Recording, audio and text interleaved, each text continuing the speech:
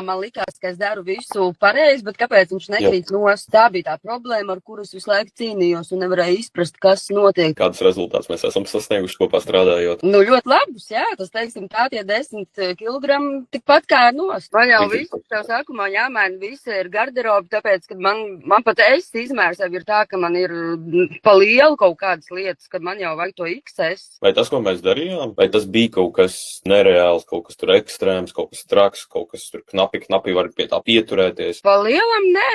Man pieņemsim vispār tagad ir easy. Man pat īstenībā patīk un visi saka, nu jā, sāks atkal vairāk kaut ko. Es saku, nē, bet es nemaz negribu, man neprasās. Es ēdu īstenībā visu to, kas man garšo. Nu, vispār patika kopā strādāt?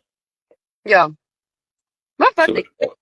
Ko tu teiktu varbūt kādam, kurš ir uz tā kā robežas, tā domā, darīt šo vai nedarīt, vai lekt iekšā un noteikti. Es noteikti ieteiktu iziet šim visam cauri, un es pilnīgi noteikti domāju, ka tas cilvēks, kā saka, neaplauzīsies, un viņš būs ļoti priecīgs, un viņam viss izdosies. Un nebija jāmirst padara?